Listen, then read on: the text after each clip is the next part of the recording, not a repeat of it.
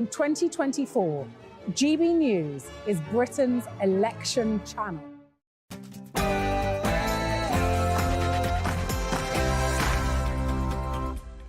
Very good evening. It's 6 o'clock, Bank Holiday Monday. Dewbs Co with me, Bev Turner.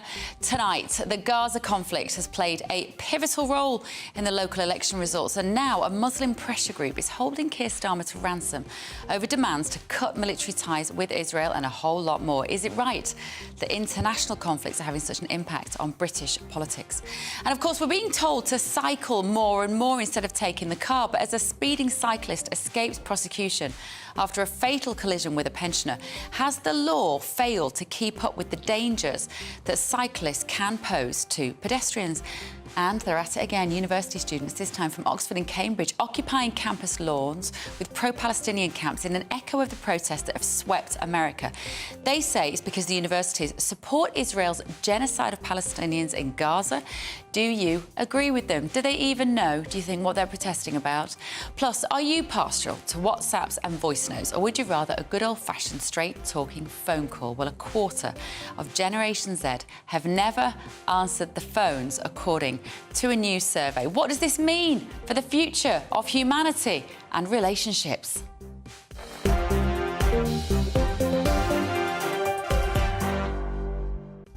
Get in touch this evening, gbnews.com/your say. All of that in the next hour. First, though, the very latest news headlines with Ray.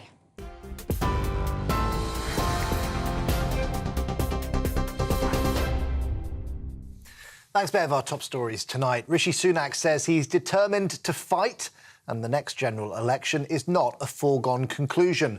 The Prime Minister is calling for unity among Tory MPs after saying that he believes Britain could be heading for a hung parliament.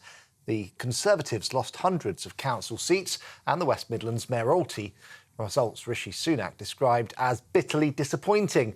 But he appears to not be giving up. What the independent analysis shows that whilst of course this was a disappointing weekend for us, the result of the next general election isn't a foregone conclusion, and indeed actually is closer than, or the situation is closer than many people are saying, or indeed some of the opinion polls are predicting. And that's why I'm absolutely determined to fight incredibly hard for what I believe and for the future country that I want to build, and that's what I'm going to do. Well, Labour Chair Annalise Dodds says the Labour Party will win a majority. Local elections are not a good predictor of general elections if you just look at the overall vote share, which is what he seems to have done. For example, very small parties tend to do far better in local elections. Independents tend to do better. And if you look at the places where Labour won, where Labour picked up support, it was in those constituencies that Labour will need in order to deliver a majority Labour government. So I'm afraid Rishi Sunak has got this wrong. He's tin-eared. He should be listening to that message to actually give people the chance for change. Lib Dem leader Sir Ed Davey says he'll table a motion of no confidence in the government in an effort to pressure Rishi Sunak to call a June general election. Sir Ed claims the disastrous local election results show the country has, in his words, had enough of Rishi Sunak and his out-of-touch government. The motion will be tabled when Parliament returns tomorrow. New SNP leader John Swinney says he'll seek to build a coalition of the willing to focus on Scotland's problems, but won't resurrect the power-sharing deal with the Scottish Greens. In his acceptance speech, Mr Swinney called for unity and said that the polarisation of politics does not serve the country well. Mr Swinney's appointment was unopposed, and he's expected to be voted in as Scotland's First Minister later this week. Mr Swinney paid tribute to his predecessor. Well, even a week ago, I didn't think that my future would involve standing here accepting the leadership of the Scottish National Party. Things have turned out differently, and before I say any more about my leadership, I want to pay tribute to Humza Yousaf. He's conducted himself throughout the last year with grace and with dignity in some acutely difficult circumstances.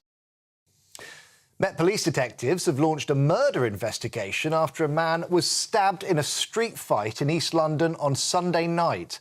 The 38-year-old was found with a single wound just off of a busy high road in Bethnal Green. Scotland Yard says that officers are still working to inform the victim's family, with formal identification yet to take place. Well, in the US, Donald Trump has been fined and threatened with jail by the judge in his hush money trial. The former US president has been ordered to pay $1,000 for violating a gag order. It prohibits him from making public comments about jurors, witnesses and families of the judge and his prosecutors.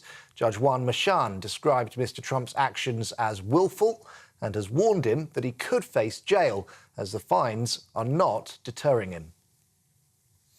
Heineken plans to reopen 62 pubs that closed earlier this year. The Dutch company says it will invest almost £40 million, creating 1,000 new jobs.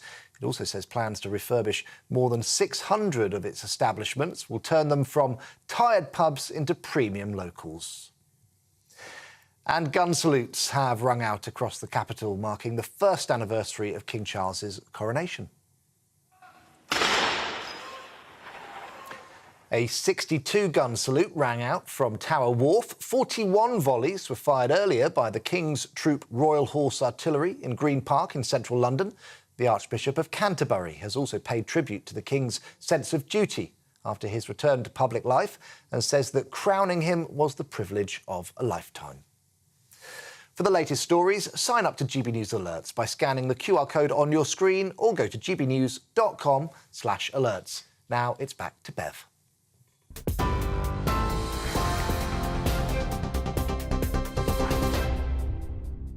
Very good evening. It's 6:06. I hope your bank holiday hasn't been a complete washout. And if you are sat in traffic trying to get home, stay with us until 7 o'clock. It is Bev Turner this evening. And with me, political commentator Benedict Spence and former Labour advisor and writer Scarlett Maguire. Thank you both so much for giving up your bank holiday evening to be here on GB News. Get in touch with us at home, gbnews.com/your say. So we are digesting events of Thursday, Friday, Saturday, Sunday. The Green Party is now investigating a councillor who shouted Allahu Akbar after being elected and said that Palestine had the right to fight back. This is Mothin Ali.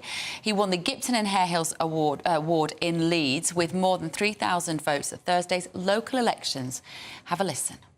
We will not be silent. We will raise the voice of Gaza. We will raise the voice of Palestine. Allahu Akbar! Allahu Akbar! So, angry scenes actually there. There were people off camera that you couldn't see, basically telling him to put a sock in it.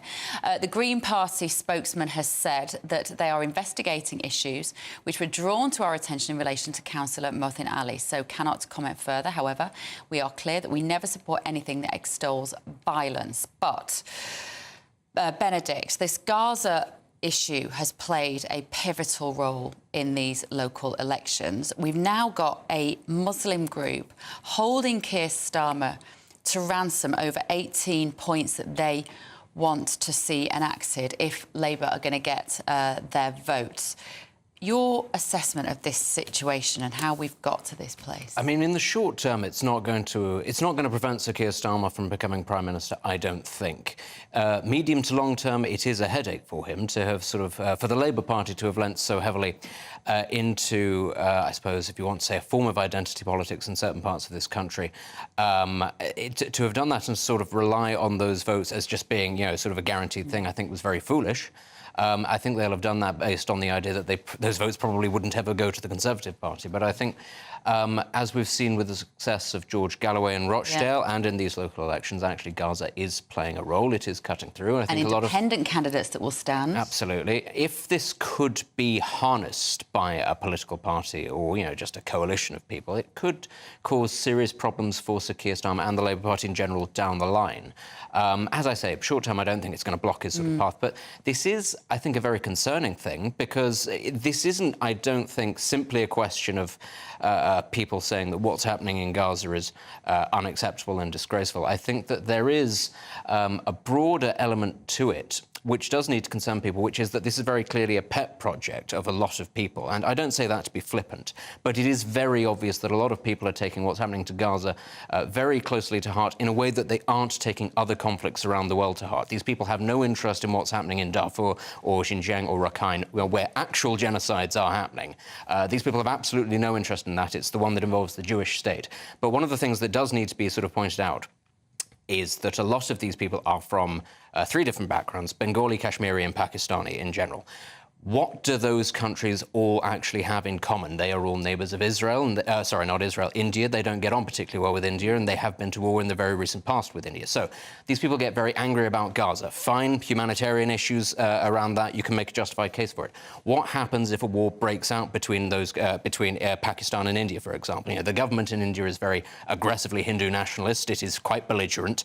It's not in a sort of a conciliatory mood when it comes to Pakistan, which is itself also a country in turmoil. What is to say that these people might not switch their attention from putting pressure on the Labour Party over Gaza to, say, turning their attention to the Labour Party when it's in government and saying, well, you need to be supporting Pakistan over our actual ally, which is India, in that situation? So, Scarlett, this is the tip of the iceberg in terms of potentially international Muslim, Islamic countries, conflicts being brought into the political landscape here. I think we have to understand that what's actually really happening is that a lot of Muslims feel that their fellow religionists, that Muslims in Gaza are being killed in their thousands, and that Britain is not standing up for them enough. Now, this isn't about foreign things. I mean, we completely accept that Jews feel very strongly about Israel, right? Absolutely no question about it. So why can't Muslims feel equally strongly about Gaza?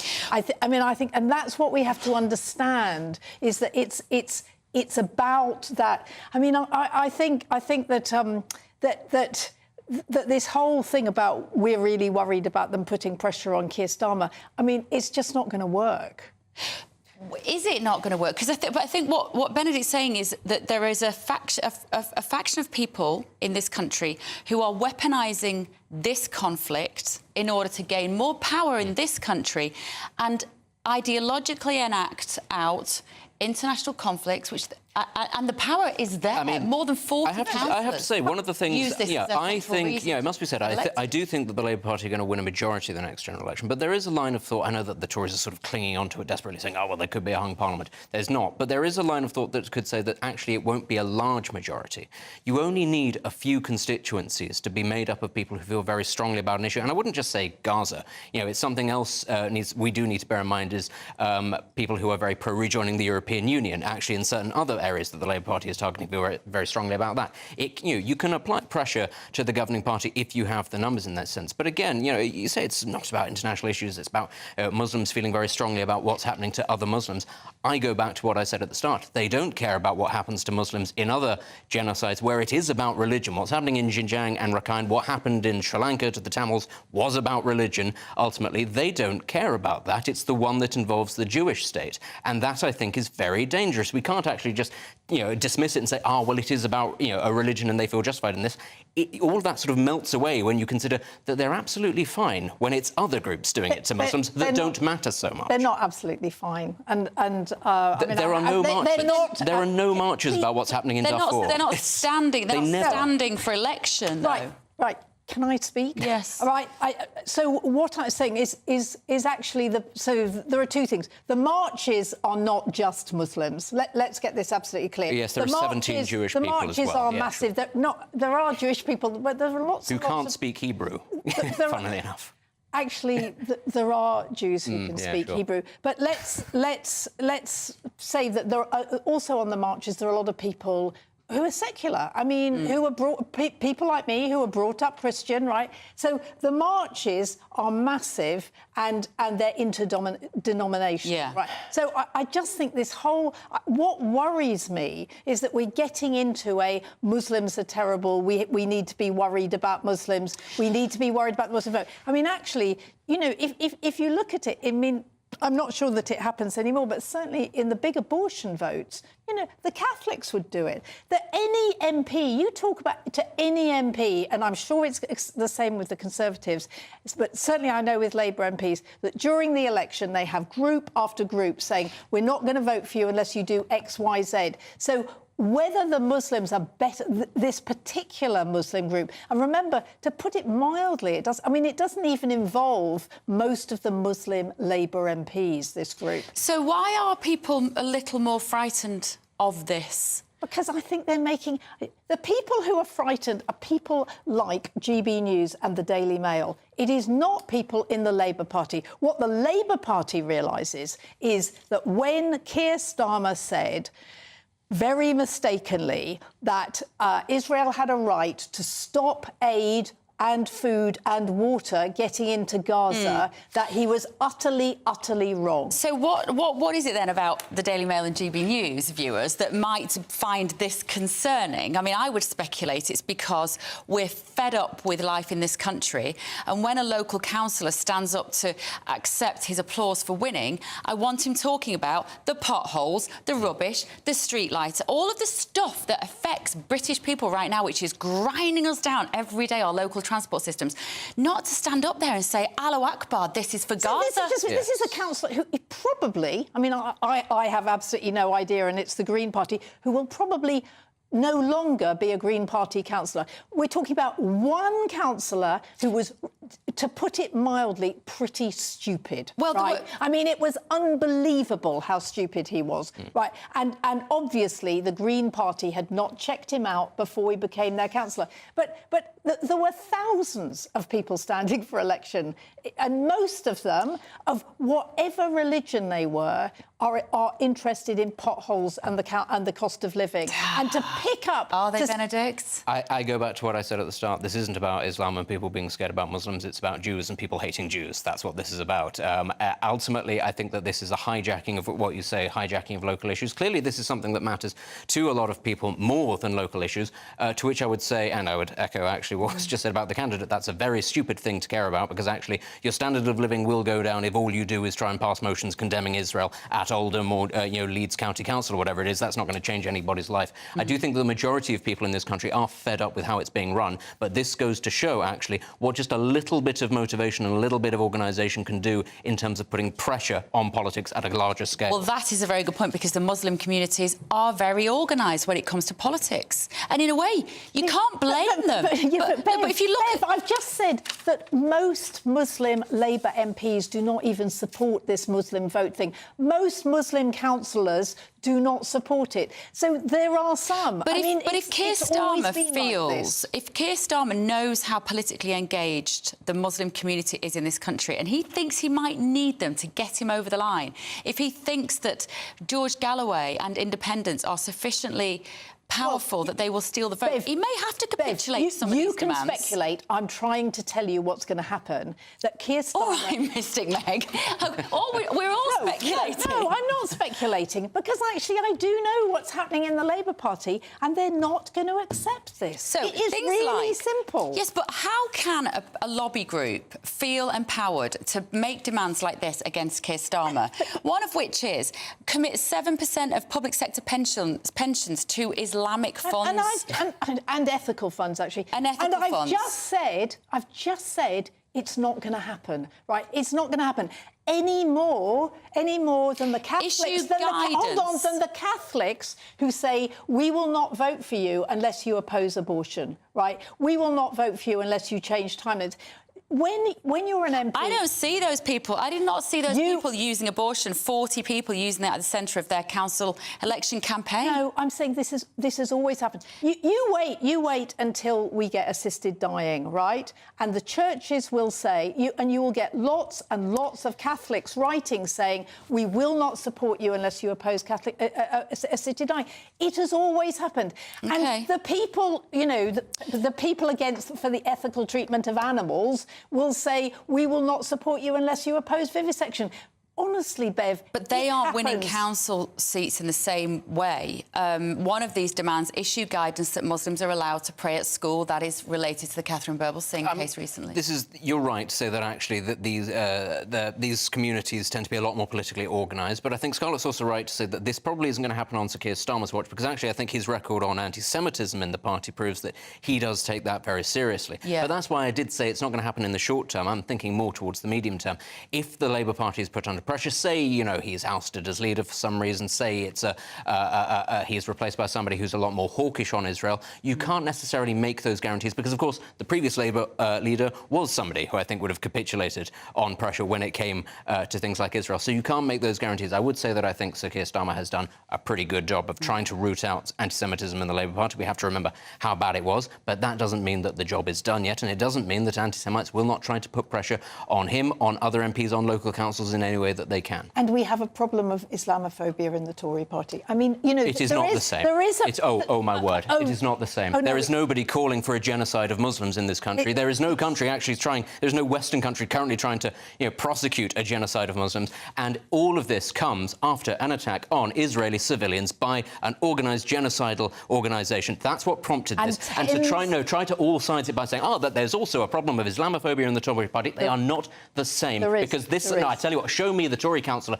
that is chanting genocidal slogans, against getting rid of Muslims. That person does not exist, and it is both sides. Allahu Akbar is not a genocidal slogan, but of course... But from the river to the sea is. I'm sure so, he didn't say that. He didn't say that. No, but we're talking about this broadly in the round, aren't we? We are talking about that. He didn't say that. This is one individual, but as Bev said, there are lots of people who are standing on this platform. But you're saying what you think they might have said, which I'm saying... No, I'm saying what I've heard on marches, I've heard at demonstrations, I've heard at hustings. But you're now telling me that councillors have said it and they haven't said it. I tell you what, let's just wait. Let's wait a year. Let's wait and see if this actually does manifest. Kathy has actually got in touch and said Keir Starmer already capitulated when he got Sir Lindsay Hoyle to change the Parliament debate.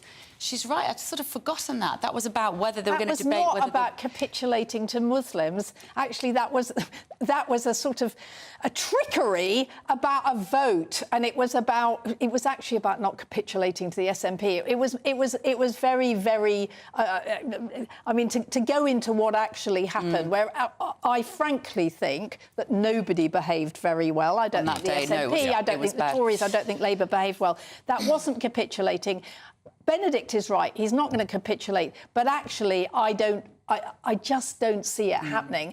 But what we have to do is we have to not insult the Muslims. And what they feel is, I mean, what a lot of Muslims feel is that Labour is not saying enough about tens of thousands of people being killed in Gaza. And also, they could say what they want. It's not going to change anything in the Middle East. It's not like Benjamin Netanyahu's suddenly going to say, Mothin Ali in Leeds, suddenly he's been elected and he said, right, I better stop bombing Gaza. I tell you what, we've also just seen the double standards there. They were saying we're not allowed to insult Muslims, but Catholics are a perfectly acceptable group to beat what their views are. That's perfectly fine to just, erode... I didn't insult Catholics. What I said is we can't insult the Muslims, but Catholicism, that's fair game in this country. Always has been. What I said about the Catholics is that when abortion came up, a lot of Catholics, encouraged by their priests, wrote... I mean, this is just a fact. Wrote to MPs saying, we will not vote for you if you... If I sat here and I said something We've got to wind up.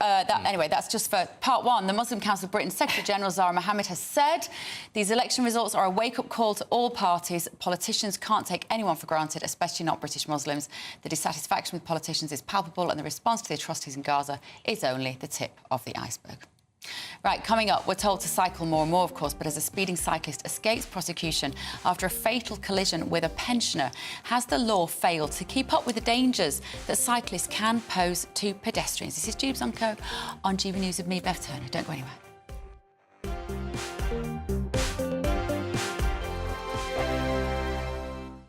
I'm Andrew Doyle. Join me at 7 o'clock every Sunday night for Free Speech Nation, the show where I tackle the week's biggest stories in politics and current affairs with the help of my two comedian panellists and a variety of special guests. Free Speech Nation, Sunday nights from 7 on GB News, the People's Channel, Britain's news channel. Every Sunday from 11, join Michael Portillo. There will be topical discussion, looking at the week before and the week to come. So kick back and relax at 11 a.m. on Sundays on GB News with me, Michael Portillo. GB News, the People's Channel, Britain's news channel. Nana Queer, weekends from 3 p.m. J.K. Rowling has accused politicians of snuggling up to trans campaigners. The Harry Potter author has called for an investigation into why political parties are embracing the language of pro-trans groups. So is it time to ditch campaign groups such as those? Well, welcome again to my clashers, former Labour Party advisor Matthew Laza, also businessman and activist Adam Brooks. I think the Cass report is really welcome. I think there's been a huge amount of agreement, including from some trans rights campaigners, that there's an awful lot of good in the Cass report. I think that I'm more concerned about mermaids, which is currently under a Charity Commission investigation, and some of the reports, if they're to be believed, like sending out chest binders, are more alarming. I think on Stonewall, which has done such great work over the past 30 years on LGBT rights. It said 2-year-olds could be trans. Now, that is one of the most horrifying things I read today. Actually, J.K. Rowling tweeted that out there. To say that a 2-year-old can think that they can be another gender when my 4-year-old still thinks she's Elsa on some days.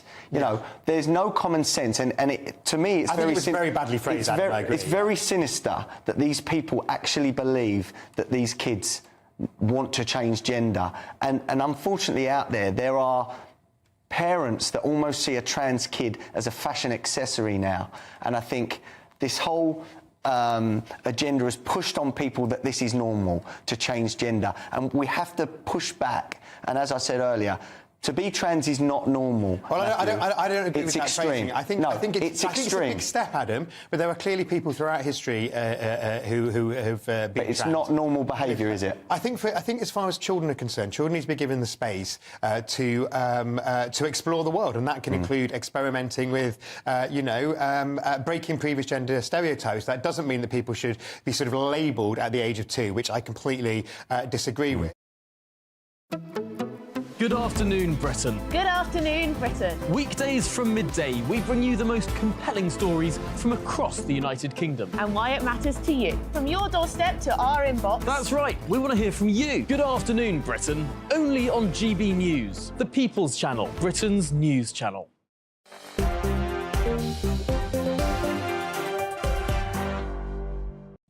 Very good evening, it's 6:26. Dewbs Co with me, Bev Turner, tonight, and keeping me company until 7. Political commentator Benedict Spence and former Labour advisor and writer Scarlett Maguire.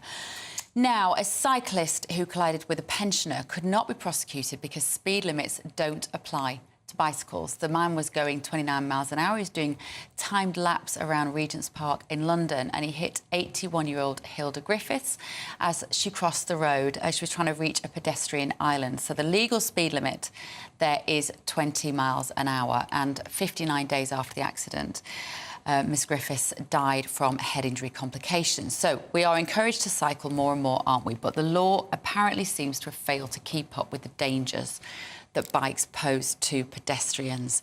What do you think, Scarlett? Are you a cyclist? I'm a slow cyclist. I will never, ever be done for speeding, and I don't bicycle that much anymore. But what I find odd about this story is that I remember, I mean, it was years ago, a cyclist being done in Cambridge in the middle of the night for exceeding the speed limit, and he too was trying to race. I mean, I think the big problem with cyclists, so there were two problems. One is this guy was obviously, he was in a peloton. There was a whole bunch of them that were obviously trying to practice for racing. I mean, I think it was at something like 7 a.m. But the terrible problem, if you're trying to cross the road, is you don't hear them. I mean, that's right. I mean, that's what happened to this woman, is that clearly, like I do quite often, you know, she went to cross the road, didn't look properly, and bang. And I think had he been going at under 20, I mean, of course, you know, cyclists should stick to the speed limit. Of course, there should be a speed limit, but most cyclists do not go over 20 miles an hour. So, although you can't be done for speeding, because that's got to be only motorised vehicles, cyclists can be fined for wanton and furious cycling. If bodily harm is inflicted on someone due to cycling, you can get a 2-year prison sentence. Most cyclists that I see are cycling, I would say, as wanton and furiously. I think in London, certainly, there is a culture around cycling where actually a lot of people do not behave particularally courteously, shall we say. Every day I see people jumping red lights, cyclists, always men. It must be said, never women that I see doing, always men of a certain age. Normally wearing lycra. Oh, yes. Do you know what, actually, having got very upset about the generalisations of certain people earlier, I'm happy to generalise this kind of cyclist, because we all know who it is that we're talking about. I think the motorised vehicle thing, I get why that exists, but I do think it's about, well, it's a simple question of velocity, actually. It doesn't matter if you're riding a horse or riding a bike or whatever it is. If you're going at a certain speed and you hit somebody point blank, you're going to cause a lot of damage. So it does apply to other road users based simply on the fact that they are road users. It should apply to all. I don't think that it's a very fair thing. And as we say, there is a culture... Look, we wouldn't tolerate boy races in the middle of London like we do, these cyclists. And I do think, actually, it's about time, simply because of the general culture around cycling that I see, certainly in the capital city. I know that it might be different elsewhere in the countryside. I know it's perfectly fine to go at sort of 30, 40 miles an hour because you're probably not going to come into contact with a lot of people. But in those kind of built-up urban areas, actually, I think you probably should have to obey but how do you police that then? Then we're starting to go down the route of, well, cyclists therefore should have a registration plate, or they should be wearing something which identifies them. This person was prosecuted, so there was no question that he was identified. I mean, the whole problem... But he was in, like you say, he was in a peloton. He was in a group that were training for an event. If you are a cyclist and you run over an old lady, you can just cycle away and no one's ever going to know who you are. Yeah, but I know. I mean, a friend of mine who was on her way to interview President Obama was run down by a cyclist and ended up in hospital and didn't do the interview with Obama. So she was pretty bitter about it, I can tell you. And technically, he wasn't breaking the law. I mean, she was crossing the road. And he thought that shouting at her was good enough, and she just assumed it was her husband. But there's so much fury and anger on the roads now. But I mean, cars versus bikes. But right there, that's a sort of opportunities to interview the President of the United States do not come along very often. Not that that should be the thing that sort of determines, but it can ruin your day, it can ruin your life, it can kill you. Ultimately, the end result of it is the same. So, whilst I don't think we do want to go down the route of, saying, have you got a licence for this bike and having registration plates and all that, if people can't behave a certain way, ultimately, there will, I think, be more tolerance of government getting involved and saying, well, hang on, no, if enough people are misbehaving, then that's what's going to happen. And so you do have to kind of turn around to people and say, well, look, if you don't want this to happen, maybe don't behave a certain way whilst you're cycling along, because you will ruin it for yourselves and for everybody else. But who is this cycle culture for? Because it's been subsequent governments. It's not just a Sadiq Khan issue, although he has clearly pushed this through and he loves it. It started with Boris Johnson, actually, and his Boris bikes. Yeah, but we're talking about different sorts. There are 3 different sorts of cyclists that we've discussed on this programme. There's the peloton, and they were clearly racing. It was at 7 a.m. Yeah. They were in a park. They were in Regent's Park. Yeah. They were going round the inner circle or the outer circle, and they were training.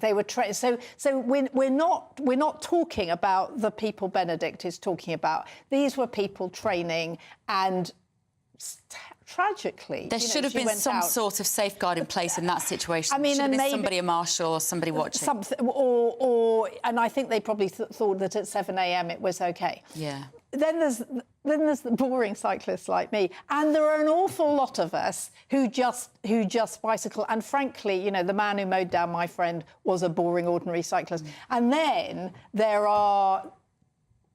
I'm more sympathetic to the Deliveroo people because at least they're working. But there are the people Benedict's talking about who are just an absolute pain in the arse. Whether you are a pedestrian or I mean, as a cyclist, I do find other cyclists can be dangerous.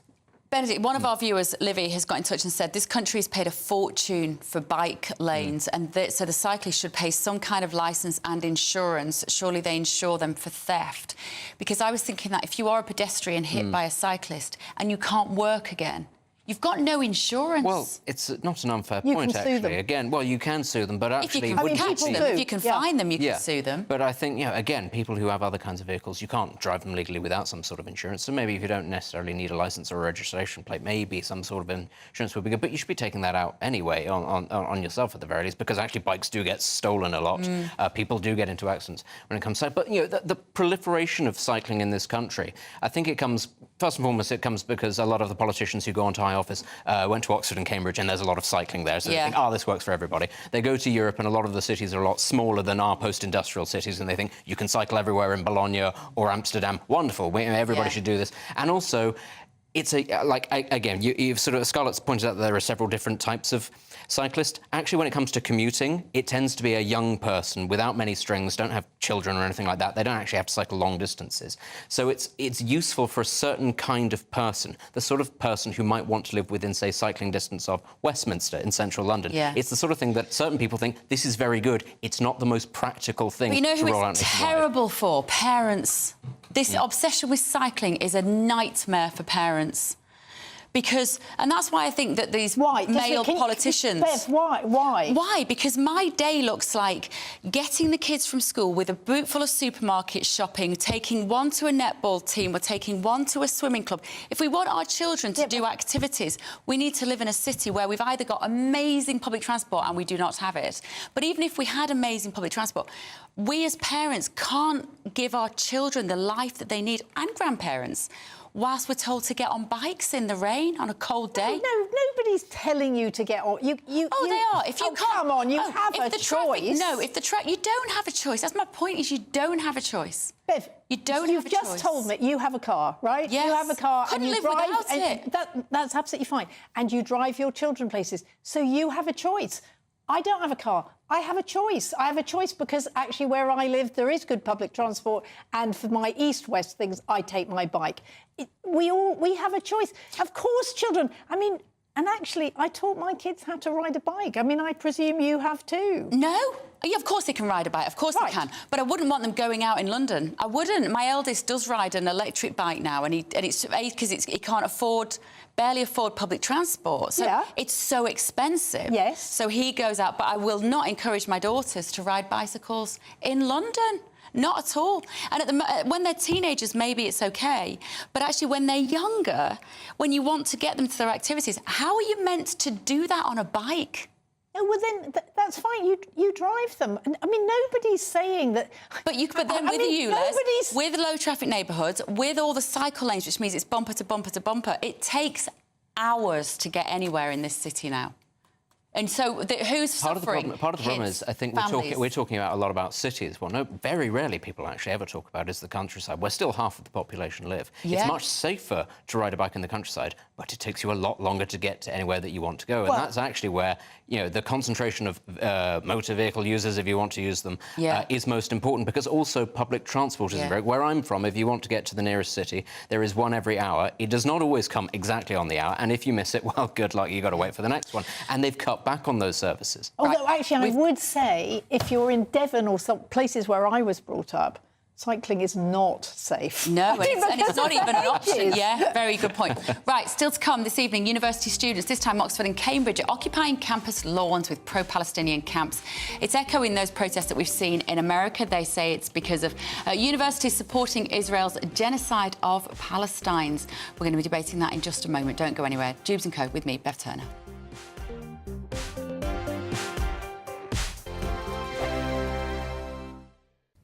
Hello there, welcome to your latest weather for GB News. It's becoming drier over the next 24 hours, but with light winds we could see some fog patches tonight developing, and that's thanks to an area of high pressure moving in, which then stays with us for much of the week. Temperatures rising, particularly by the end of the week into the weekend, highs of 24 or 25 in the best of the sunshine. This evening time, still some heavy thundery showers easing away. The rain across southeast England also moves out of the way. Most places dry overnight, but that allows some mist and fog patches to form in places. Under the cloudier skies, temperatures holding up though around 10 or 11 Celsius. So Tuesday morning, a grey start in places, still the risk of some light rain and drizzle across central and northern parts of England into southern Scotland, but it does brighten up quite quickly for most parts of the UK. Best of the sunshine across southern parts of England and Wales, perhaps one or two heavy showers developing here. Later on in the afternoon, temperatures rising to around 20 or 21 degrees. A little cooler further north under the cloud, particularly Northern Ireland, southern Scotland here around about 13 or 14 Celsius. A murky start once more on Wednesday, but fog patches lifting and then dry for most, plenty of sunny spells, perhaps some low cloud just lingering around some coastal areas, but feeling warm in that sunshine as temperatures start to lift further, and more sunshine on the way to end the week as well as temperatures rise towards the mid-20s.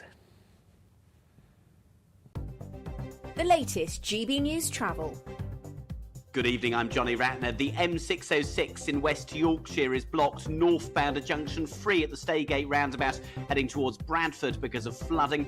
And the A1M in West Yorkshire has the outside lane closed northbound, or emergency services are at the scene of an accident. Junction 45 to 46 in the Boston Spa and Wetherby turn-offs. The Surrey stretch of the M25 is being held anti-clockwise. A car's caught fire about a mile before the Godstone exit, junction 6 of queues back to the M23. Heading out of London into Essex up the M11, the exit Slit Road is partly blocked to the M25 interchange. That's where a vehicle has caught fire. In Wiltshire, the A303, the Amesbury bypass is closed eastbound. A lorry broke down and left a spillage behind. And in Kent, the A21, the Sevenoaks bypass is closed northbound of the M25 following an accident. That's the latest. You can stay up to date throughout the day by visiting our website, gbnews.com. I'm Christopher Hope. And I'm Gloria Di Piero, bringing you PMQ's live here on GB News. Whenever Parliament is in session on a Wednesday at midday, we'll bring you live coverage of Prime Minister's questions. We'll be asking our viewers and listeners to submit the questions that they would like to put to the Prime Minister, and we'll put that to our panel of top politicians in our Westminster studio. That's PMQ's live here on GB News, Britain's election channel.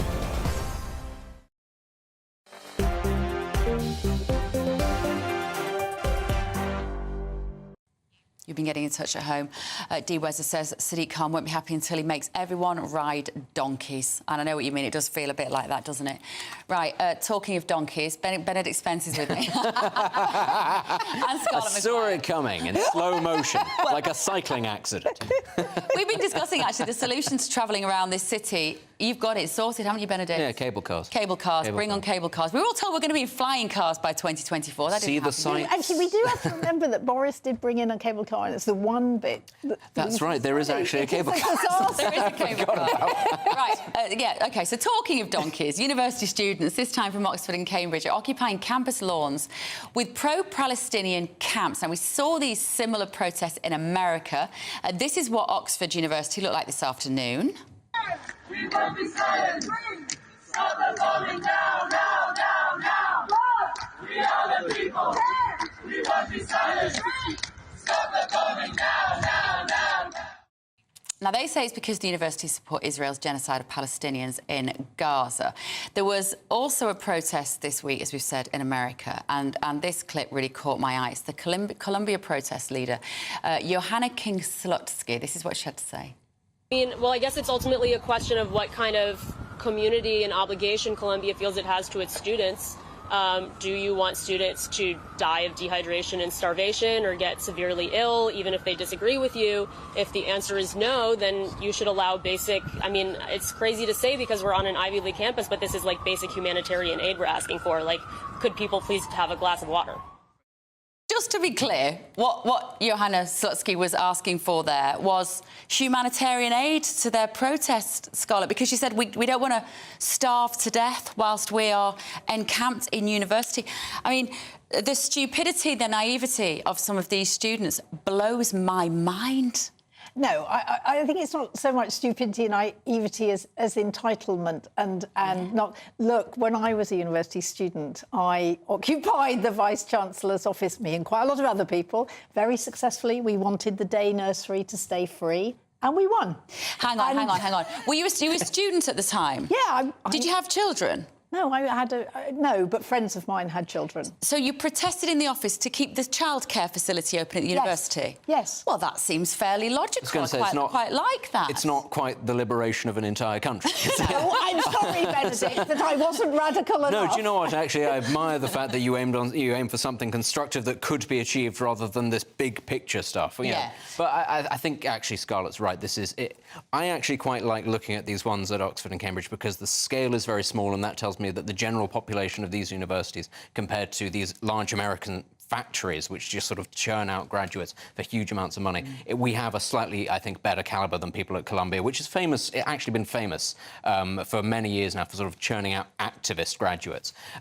Scarlett's completely right. This is about entitlement. This is about people wanting to make the suffering of Palestinians, the murder of people in Israel, about them. And actually, you see this with every sort of social issue in the United States, be it Black Lives Matter or whatever it is. That kind of student that suddenly dons, you know, the trinkets of the movement. You know, we saw that person there wearing a keffiyeh because, of course, you know, having never been to Palestine, that's completely fine. Cultural appropriation is fine as long as you really care about it. That's what they do. They make it all about themselves. And you heard the language. It's about humanitarian aid. You want us to, you know, suffer and die of dehydration? Come on, honestly, this is not what your parents are paying huge amounts of money for. Whether you saw, but she had one of her fellow students in the background wearing the scarf, but also a man wearing a little tiny crop top and little low-slung jeans.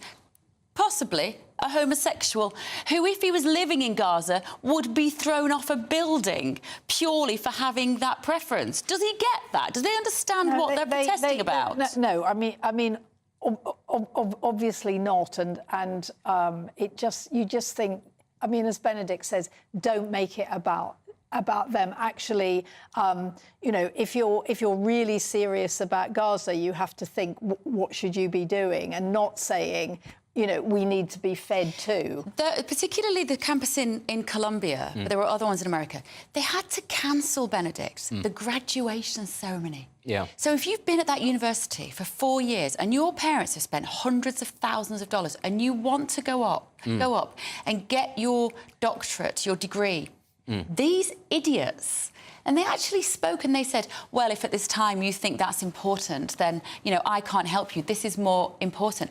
Yeah. How have we created a generation like that? I mean, honestly, the coddling of... You know, there is literally a book on this called The Coddling of the American Mind. It's, you know, it's a phenomenon that's been ongoing for some time. But as you say, you know, this is not them that is necessarily paying this money. This is loans in the worst-case scenario, and often parents are the best. But what you've also seen, and I think, again, this shows you the different dynamics at play in the United States, is the backlash from predominantly, it must be said, Jewish benefactors, but not just Jewish benefactors, also people who see the behaviour and go, what on earth is it that I'm giving vast endowments to these universities for? Major Wall Street institutions, other sorts of companies going, do you know what, actually, we're going to sever ties with this university if you're going to continue to facilitate this.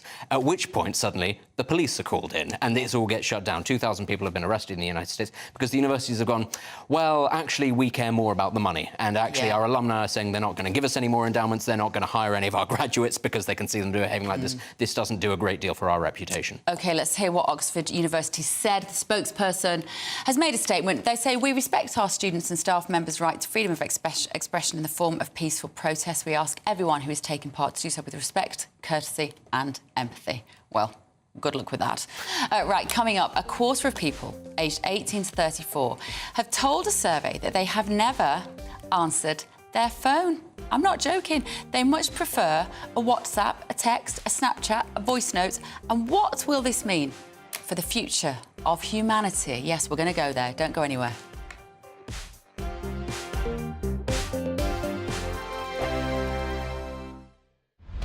Britain's newsroom.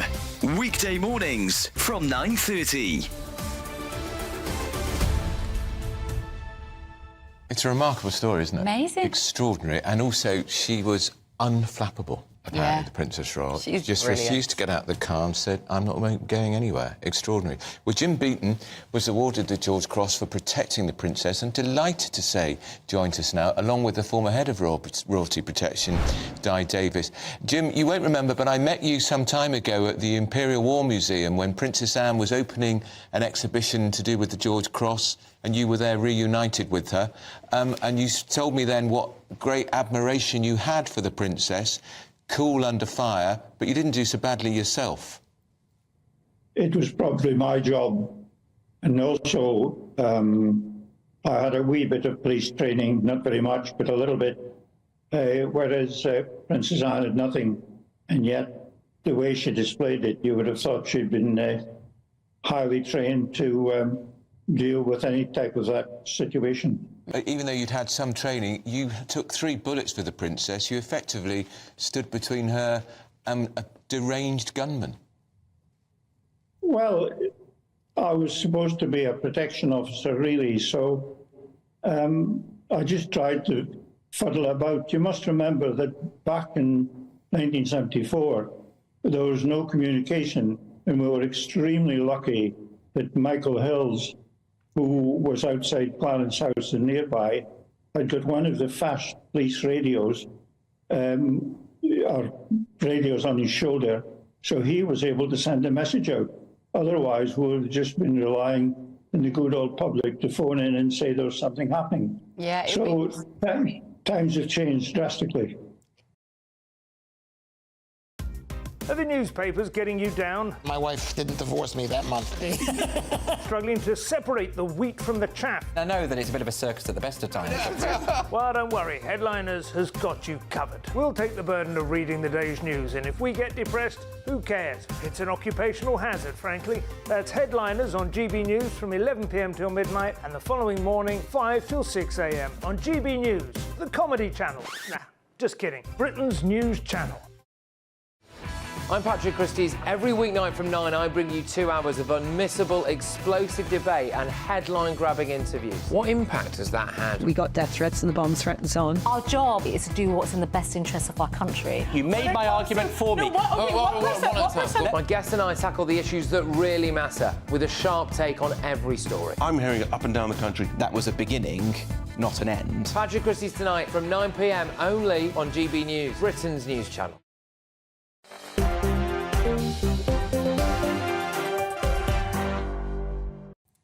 Now then, a quarter of people aged 18 to 34 have said that they have never answered their phone. When asked what they did if their phone rang, they said they simply ignored it. Were these all my children?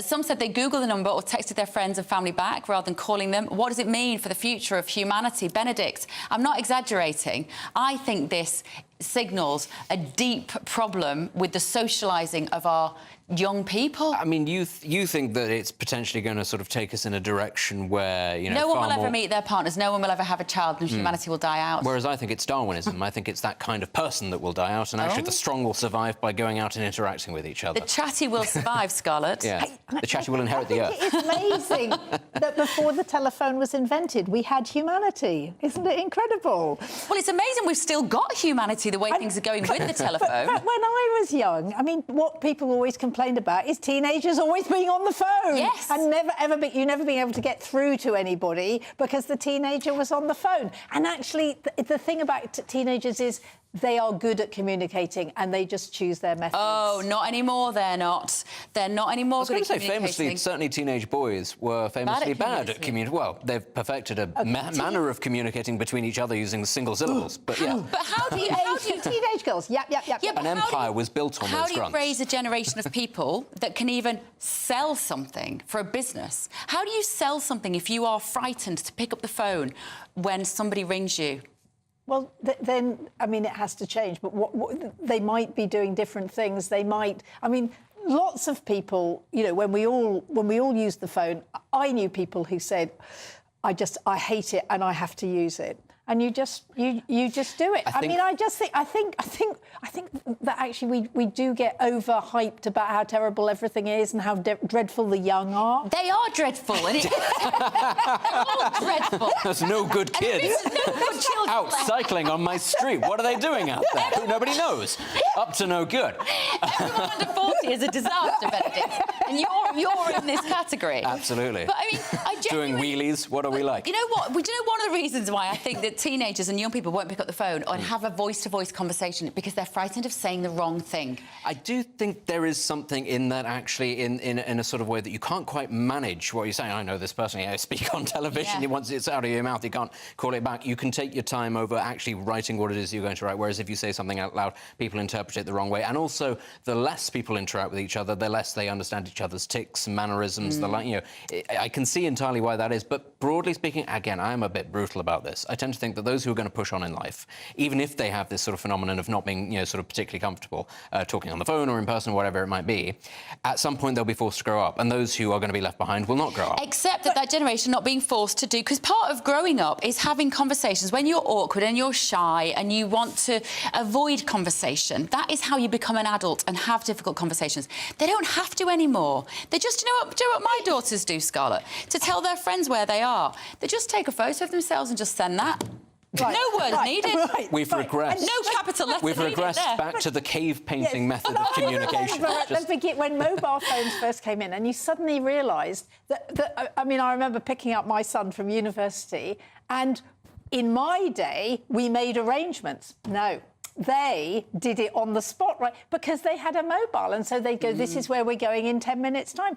I just think that, you know, that our children are incredibly adaptable and we don't have to worry about them. And Benedict's right. The ones that want to get on will do. I'm all for... I mean, the number of texts that can be misinterpreted because you can't hear the voice, the intonation. Right. Irony really does not work on the written page, but you can joke about it. Exactly, and that's, I think, what this generation, they're in a real mess if they can't string a sentence together and have a meaningful, connecting conversation. Because if you just send a message to somebody, you don't know how they are. You need to be on the phone sometimes to just pick up. Everybody who knows me knows that everything I say is sarcastic or sardonic, so actually they do interpret the text that way. But I think if we're talking about, you know, young people growing up, we've been having this conversation a lot recently about the use of mobile phones and social media earlier on in life. Take them away. Just actually, if you're concerned about them, take the smartphones, take the social media. I know people say it's difficult. Not as easy as I know people say it's difficult, but you are doing it. You are doing it for the good of the good of humanity. That's what we're talking about. Scarlett Benedict, we didn't have enough time. Thank you so much. I will be back on Britain's Newsroom at 9:30 tomorrow morning. Join me then. Up next, though, it's Nigel Farage. A brighter outlook with Box Solar, sponsors of weather on GB News. Hello there, welcome to your latest weather for GB News. It's becoming drier over the next 24 hours, but with light winds we could see some fog patches tonight developing, and that's thanks to an area of high pressure moving in, which then stays with us for much of the week. Temperatures rising, particularly by the end of the week into the weekend, highs of 24 or 25 in the best of the sunshine. This evening time, still some heavy thundery showers easing away. The rain across southeast England also moves out of the way. Most places dry overnight, but that allows some mist and fog patches to form in places. Under the cloudier skies, temperatures holding up though around 10 or 11 Celsius. So Tuesday morning, a grey start in places, still the risk of some light rain and drizzle across central and northern parts of England into southern Scotland, but it does brighten up quite quickly for most parts of the UK. Best of the sunshine across southern parts of England and Wales, perhaps one or two heavy showers developing here. Later on in the afternoon, temperatures rising to around 20 or 21 degrees. A little cooler further north under the cloud, particularly Northern Ireland, southern